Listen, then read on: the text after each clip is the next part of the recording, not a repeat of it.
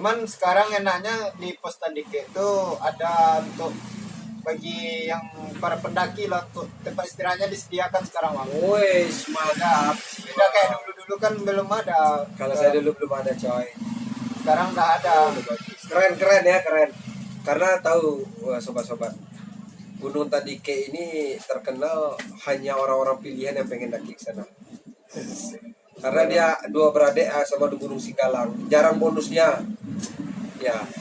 Jarang bonusnya, dan dia hutannya lebat dengan tropis yang sangat lembab. Itu dia. Itu dia sobat. Makanya nggak banyak pendaki mau ke sana. Padahal gunungnya iklan lewat dulu ya. Jadi gitu. Jadi memang seperti itulah. Karena apa namanya? Setiap gunung itu kan dia mempunyai karakteristik berbeda-beda ya kan. Jadi kadang kata orang, Tandike ini nggak bagus view-nya, banyak hutannya kata orang kan. Banyak hutan. Padahal setiap gunung itu mempunyai karakteristik beda-beda dan pesona yang beda-beda. Kalau sobat-sobatnya seorang pendaki gitu kan, pasti akan mendaki juga. Walaupun gunung itu kata dengar dengan teman-teman yang lain ngomong kurang bagus lah view-nya, kurang apa gitu kan. Karena ingat aja, setiap gunung itu mempunyai karakteristik dan pesonanya masing-masing. Jadi tidak ada yang sama. Lanjut nih. Sampai pagi kan kami istirahat malam gitu bang. Paginya bangun-bangun ada orang dari Riau ya dek ya. Daki juga deh. Ya daki juga, orang tuh baru datang subuh katanya bang. Oh, subuh. Berangkat jam berapa deh? 8 jam deh pokoknya bang dari Pekanbaru ya. Iya, terus Cerita lah bang, biasa lah anak mendaki. Kalau ada cewek dikit ya gitulah obrolannya. Masuk lah. masuk Pak Eko. Normal dah bang. Normal. Siapa yang nggak pernah para pendaki kan? Buat kopi segelas ya. Nah, Minumnya 5 jam 6 jam. Apalagi ada cewek. Kopi penghangat cinta namanya bang. Iya. Jadi kopi itu tidak bisa ditinggalkan dari sobat? Dari seorang pendaki. Harus ada kopi gitu dia. Jadi daki langsung sama tim Riau itu enggak bang, kami duluan bang. Dulu. Jadi kami daki bertiga ya. Daki kami bertiga bang. Kami kan pagi itu kalau jam 7, kalau jam 8 kalau nggak salah ya dia masak dulu bang, kami makan lah dulu. Habis makan baru kami berangkat. Terus Untuk berangkat pertama kita masih aman ya dia. Sampai di jalan pun keadaan normal lah bang kalau untuk Tandike gitu ya bang ya. Jalan santai. Jalan santai. Cuman jalurnya sekarang agak berbeda yang dilihat bang dari sebelumnya. Maksudnya? Jalurnya sekarang kebanyakan pohon tumbang bang. Pohon tumbang. Pohon tumbang banyak kali. Karena mungkin badai itu bang. Badai ya. Ya. Itulah kalau untuk pendaki untuk naik Tandike hati-hati aja tuh sama pohonnya. Soalnya yang tua. Salter 2 itu yang terlalu banyak berubah kalau dilihat. Dulu kan dulu pertama daki Tandike itu katanya ada teman bilang kan, inilah pohon ini bupat api abadi. Iya. Orang bilang itu. Dilihat di sana nggak ada lagi soalnya apa yang abadi. Ya, jangan syirik-syirik itulah. Kita percaya Allah aja, nggak ada cerita-cerita syirik kita. Terus Kejadian aneh ada juga di daerah Salter 2 tuh bang. Terus Ini Dika ini kan kebetulan bawa dirijen. Kami dirijen ini kami pinjam dari pos bang. Kami nggak bawa tempat air lagi, cuma aqua, botol aqua aja kan. Gitu. Terus Sadar-sadar kan ada dia Dika yang biasa bawa dirijen kan, dia tanya, "Loh, dirijen tadi mana loh?" Nggak ada ya bang, bukannya sama abang katanya.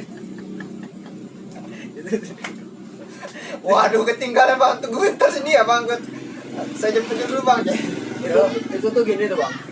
Nah ini awal pas berangkat itu kan di posko itu bang.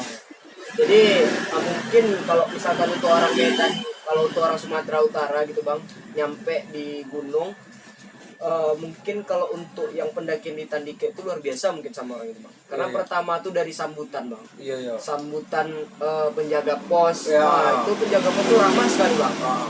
Jadi ibaratnya kita tuh memang dianggap sebagai keluarga gitu. Nah, pas naik itu yang kejadian dibilang Bang Ali itu kan, itu kan jerigen Ya. tempat air tuh kan kami minjam dari pos. Iya. Minjam kan karena nggak bawa gitu Ya. kan. Nah minjam. Jadi kan pastinya karena kita sudah minjam, Terus? pastinya kan tanggung jawab kita tuh, ya kan tanggung jawab. Kami tuh udah nyampe di Shelter 2. shelter 2 bang. Terus? Dan jerigennya ini kelupaan di shelter 1 bang. Iya iya iya. Nggak agak Di atas di atas shelter 1 hampir mendekati shelter 1. Ah. Jadi Bang Ali bilang, Bang, tadi kayaknya kau bawa jerigen lah gitu kan. Iya iya. Loh, iya ya bang, mana ya gitu. Dan ternyata tuh jerigennya tinggal bang. Terus? Tinggal di dekat shelter 1 gitu. Karena mau ke shelter 1 bawah. Terakhir, siapa nih yang jemput kata Bang Ali? Udahlah bang, aku aja bilang kan. Ya. Karena kan Fadli juga dalam keadaan mana ya bisa dibilang kan stamina masih kurang fit lah gitu bang. Karena malam tuh awak kan begadang. Begadang juga ya. Begadang. Jangan ditiru. Nah, jangan ditiru. Kalau mau mendaki harus safety-nya, harus jaga stamina. Jaga stamina. Ya, benar, Terus? Bang. Nah, jadi turun tuh bang, Ya. Sendirian. sendiri bang, Jemput tuh ya. jemput itu. Sebenarnya hati tuh was-was gitu bang. Iya iya. iya. Ngerasa takut juga kan, kita tuh baru pendatang, Pendatang baru ya. pendatang baru, Daki di Gunung Tandike. daki Gunung Tandike dan kita tuh masih belum tahu kayak apa sih medannya. apa medannya gitu kan. Terus treknya juga kita masih belum terlalu Hafal. gitu kan jalur-jalurnya, dan kita tuh juga nggak bawa kompas bang. Ya. Kita nggak bawa kompas digital atau apa gitu. Jadi sudahlah, karena ada rasa kayak tanggung jawab yang memang harus diselesaikan lah gitu bang. Turun tuh bang, Ya. turun tuh pertama jalan santai aja dulu bang. Turun jalan santai kan Bang Alip sama Padli nunggu di shelter tuh. Turun gitu. Nah, aku tuh nandainya dari pohon tumbang bang. Ya. Pohon tumbang tuh apa namanya bahasanya? Survivalnya gitu. Ya. Nah, dari pohon tumbang yang sebelumnya kami lewati. Ada Ya. 2 pohon tumbang itu di dekat shelter 2 tuh bang. Itu pohonnya besar tuh bang. Besar ya. Nah, Harus manjat. nggak harus manjat sih bang. Cuman di situ tuh membingungkan bang. Oh gitu. Kalau bagi aku mungkin membingungkan, Ya. nggak tahu juga sama kawan-kawan kan. Nah, di pohon 2 itu bang, mungkin aja kalau kita tuh nggak apa namanya, nggak paham sama jalur yang sebelumnya kita lewati, kita bisa lari kemana tuh bang? Tersesat ya. Iya. Jadi aku bingung juga kan, ini kemana nih? Nah, terakhir aku lihat karena ada kalimat apa yang orang bilang api abadi itu bang. Iya. Nah, api abadi itu, nah itu jadi patokan aku pertama bang. Oh gitu. Nah, jadi aku lihat kan mana pohon yang terbakar tuh. Ya. Nah ternyata aku jumpa kan, oh ini dia api tadi gitu. Ya. Ngeturun lagi bang, turun gitu. Karena tuh sendiri bang, karena juga ngejar apa namanya, ngejar orang Bang Alif sama Fadli. Aku lari bang. Turun ke bawah. Iya, sebenarnya kan nggak boleh kita lari Ya. kan bang, bahaya juga untuk kita.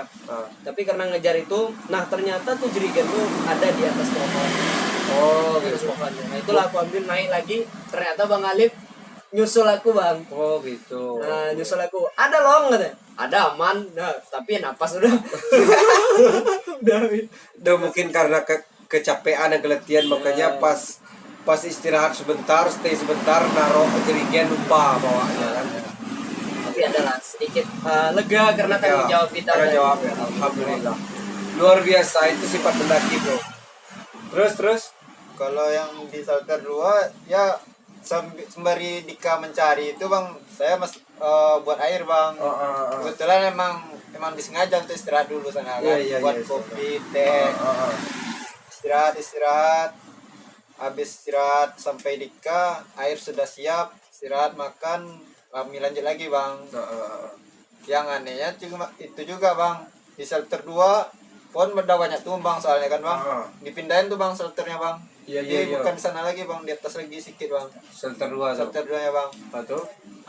Pas kan ada juga tuh bang, kayak pos untuk dilarang camp untuk pertemuan kalau nggak salah jalur hewan tapir kalau nggak salah. Iya. Tadi kita. Ya jalan tapir masih ada tadi Itu tuh pun banyak pohon tumbang juga sana bang. Iya. Itu makanya Li bilang kan kalau untuk tandike hati-hati dengan pohon lah. Ya, Soalnya kebanyakan banyak tumbang kan Bang. Yang dilihat kan tumbangnya dari akarnya langsung ya. dari akar Iya, Bang. Oh, berarti Dibongkar badai. dari akar langsung Bang. Berarti di badai-badai itu Badai besar. kuat Ya? Bang, Kuat besar ya. Bang.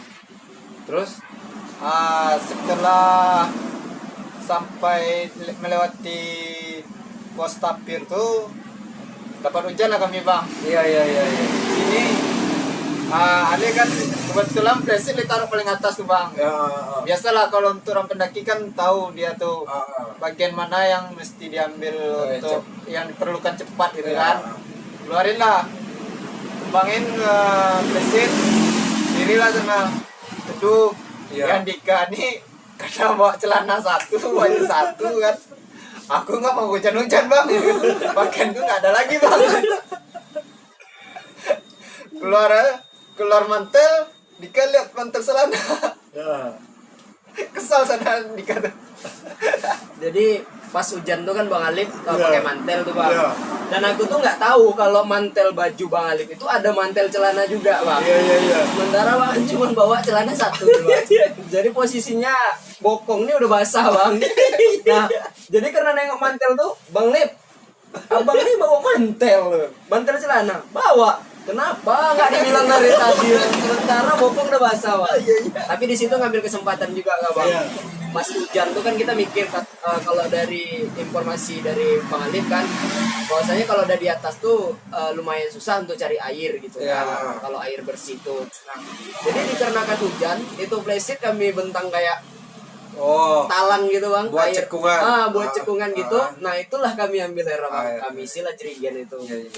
Jadi terakhir kami nggak kekurangan air gitu. Kekurangan air. Kurang air itu. Tapi selain nggak kekurangan air aku basah loh. Jadi memang mengambil kesempatan ya Iya, ketika hujan. Ya itulah ibaratnya tuh kita harus survival kita otak survival kita harus ini Harus jalan. harus jalan. Ketika malam itu otak survival kita harus jalan. Ketika kita tahu-tahu nanti air susah atau apa, Iya. ataupun nanti sumber air ada itu air kan. Ah. Tapi kalau seandainya ada air hujan kenapa enggak kita manfaatkan Iya. ngambil gitu kan?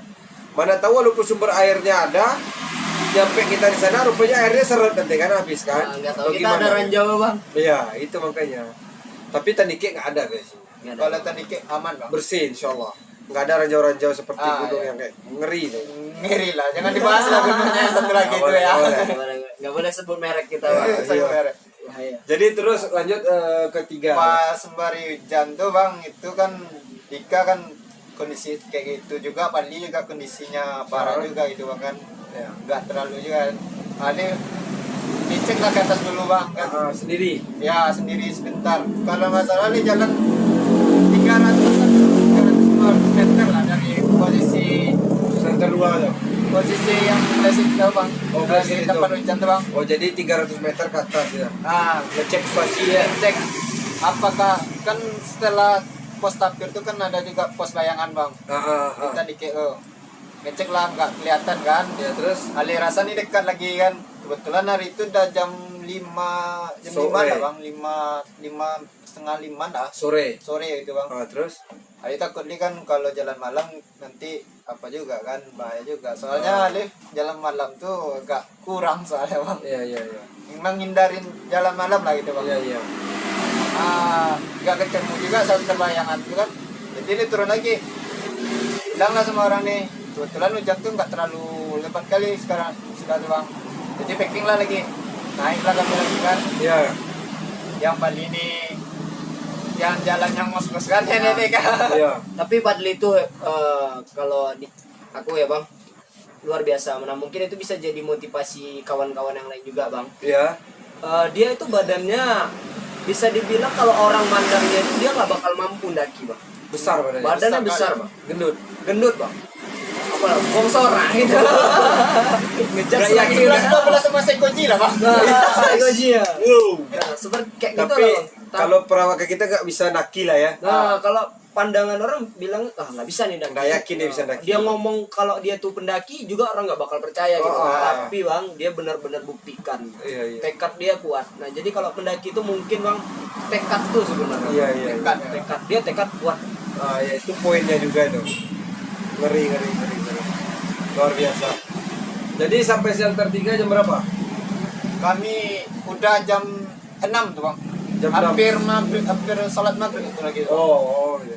Ah. Jadi pas saya pernah tuh di jalur shelter 2 ke 3 itu kan ketemu nanti mata air 2 kan. Iya bang. Kan mata air 2 tuh nanti kan agak miring sedikit itu kan. Iya. Ada pandan-pandan berduri gitu kan. Iya.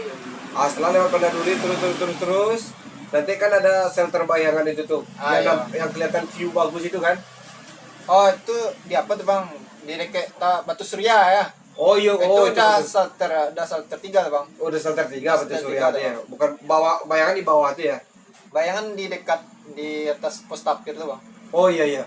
Nah, lewat shelter 3 itu, Bang. shelter 3 itu di Batu Surya ya. Batu Surya. Setelah itu kan agak kita turun. Ya turun naik lagi tuh. Pas turun itu tuh kan ada apa aja? Hutannya agak gimana lah gitu. Itu sobat. Hutannya itu apa namanya? Jalannya agak becek itu. Jalannya kan becek tuh. Iya becek kali tuh. Luar biasa becek benar, tapi masih ada rumput-rumput lah. Becek benar, memang harus hati-hati kalau seandainya nanti sobat ketemu atau pas di sana tuh pas jam 5 sore atau jam 6 sore itu memang harus penerangan yang luar biasa menurut saya. Karena jalannya becek benar, ditambah lagi perpohonan rapat. Ya, Itu yang mengakibatkan kadang kita tuh lupa jalur. Hati-hati di situ kan. Kadang, ya kan? Iya bang. Kalau yang paling kemarin kan sejak sampai shelter 3 itu bang kami camp dulu bang. Camp di shelter 3. Ya, camp lagi semalam kan. Terus? Besoknya baru ke puncak. Oh gitu. Jadi ke puncak itu udah bawa barang kan? nggak ada bawa barang bang. Ada nanti cuman bawa logistik untuk jaga-jaga aja bang. Makan minum aja ya? Makan minum aja untuk logistik untuk satu berarti hari lah. Bisa. tenda taruh di shelter 3 Tenda berarti? taruh shelter 3. Satu lah, SB satu bang. SB 1 ya? SB satu untuk antisipasi kan, mana tahu. Ya, Jadi summit naiknya besok pagi. besok pagi. Jam? Kalau nggak salah jam 11 kami baru berangkat. 11-12 bang. Soalnya pagi itu hujan bang. Jadi siang kan ya? Ya siangan kami berangkat jadinya bang. Sampai di jam 11 berangkat tuh Puncak? sampai di puncak. Sebelum puncak kami ini yang kayak Dika kan baru-baru kan. Baru ke Gunung Sumbar. Jadi pas belum di dekat Batu Surya tuh dia foto-foto dulu lah bang. Salah, jangan Itu buat yang lama ya. jangan bawa apapun selain foto kan. Jangan dia lah bang ya. Jadi sebenarnya yang membuat lama waktu itu foto-foto itu dong. Dokumentasinya itu yang yang penting. lama. Apalah buat foto, buat atau ngambil video itu lama-lama itu. Satu lagi apalagi ngopi-ngopi itu lama itu. Terus nyampe puncak? Nyampe puncak kami dah jam 1, nanti jam 12, jam berapa? Kalau itu summit ya bang. Iya. Summit Kalau summit tuh jam tengah hari itu bang. tengah hari itu kan. Anggap jam 1 lah ya. Jam 1. Itu berapa lama di atas? Ada turun ke kawahnya enggak? Kawahnya Enggak bang. Kawahnya sedang Kawahnya apa? lagi aktif gitu Aktif, bang. kan? Soalnya pertama lift ke sana kan kawahnya ini nggak ada bunyi bang. Sekarang tuh kayak macam bunyi gas gitu lah bang. Kencang kayak gimana lah gitu kan. Iya. Kalau kita hidupin gas kan kayak gitulah. Ali khawatir juga kan. Dan jadi nggak ada turun ke kawah ya? Nggak ada dah. Ali khawatir karena bunyi gas itulah. Takut Ali kan. Oh ini nggak susah juga nih kan. Cepat-cepat lah orang nih foto ya kan. Suruh cepat aja foto ke dokumentasi kan. Biasanya tapir main ke kawahnya tuh. Tapir, kambing hutan masih banyak situ. Tapir, kambing hutan. Dan burung-burung masih banyak situ. Kayak rangkong dan lain-lainnya masih ada. Luar biasa hutannya. Iya. Masih lestari ya bang. Berapa lama di atas? 1 jam adik. Kami turun jam 2.3 kalau salah adik. Iya. Jam 2 jam 3 lah bang. Baru Turun ke bawah, terus? turun ke shelter 3 3. ngecamp lagi. Rencananya mau ngecamp bang. Terus? Rencananya mau ngecamp. Tapi kan ada sesuatu lah yang dari pendaki biasanya diceritakan di bawah gitu ya bang. Iya. Di mana dapat ya?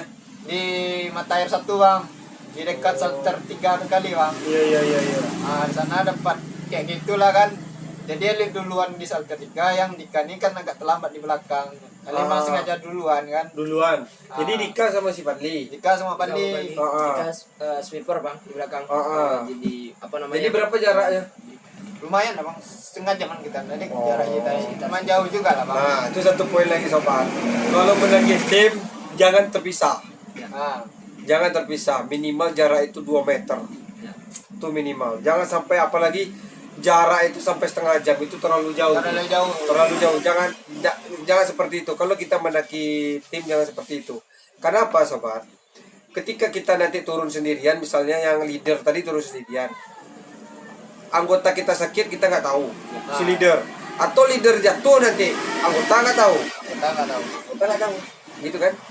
Nah gitu. Atau nanti ada teman anggota kita yang kena hipo, si leader nggak tahu. Banyak lah, pokoknya paling jauh itu 2 meter itu jarak kalau kita pendakian tim gitu. Setidaknya teman terlihat lah di belakang. Terlihat. Jangan sampai nggak teman nggak kelihatan dan kita bersorak pun nggak kedengaran. nggak kedengaran tuh. Itu yang paling penting. Kalau saya mendaki gunung dengan tim, minimal 2 atau 3 meter jarak. Kenapa? Saya pernah mencoba jarak sekitar 10 atau 15 meter. Kan masih nampak orang Masih itu kan? kelihatan. Kelihatan teman kan? Tapi tahu udah sobat, ketika kita woi bro, stay. Tahu apa yang terjadi sobat? Nggak kedengaran dengan teman kita sama sekali. Kenapa? Karena cuaca gunung itu berubah-ubah. Itu perhatian sekali. Kenapa? Dengan jarak 10 meter aja itu belum tentu teman kita yang di depan itu ketika kita panggil namanya kedengaran. Kenapa? Ketika cuaca berubah seperti angin datang, itu mau bersorak pakai apapun nggak akan kedengaran sama teman. Dan teman pun berteriak, bersorak dengan kita nggak akan kedengaran. Mati-matian dia teriak nggak kedengaran. Saya pernah di Tadike itu seperti itu karena ada 3 orang anggota kami yang kencang larinya ke atas. Kami udah capek, kami teriak-teriak manggil nama dia, suruh stay, nggak kedengaran. Padahal dia cuma jarak sekitar 10 atau 15 meter dari kami. Lah, kalian terdengar nggak suara kami? Nggak banget ya. Lah kami dari tadi nunggu abang aja di sini. Di bawah angin suara bang. Ah itu susahnya. Jadi kalau pendakian tim jangan jarak-jarak jauh. 3 meter tuh udah tuh. 3 meter. Itu ingat teman-teman, ngeri. Karena cuaca tuh sering berubah. Kadang kadang kadang ada suara angin dulu gitu. Harus paham kondisi. Harus paham kondisi. Lihat kondisi alam yang berubah gimana. Nanti kalau saya ceritakan apa yang di Kerinci itu, seperti itu. Kenapa ada di Kerinci itu karena hilangnya suara, nggak bisa terdengar sama teman. Itu harus hati-hati. Makanya kalau abang mendaki tim itu nggak boleh jarak 2 atau 3 meter tuh. Ada satu lagi bang, tambahan mungkin untuk kawan-kawan bang. Tambahan Kayak di shelter gitu bang, Ya. sebelum summit kita tuh. Kan sebelum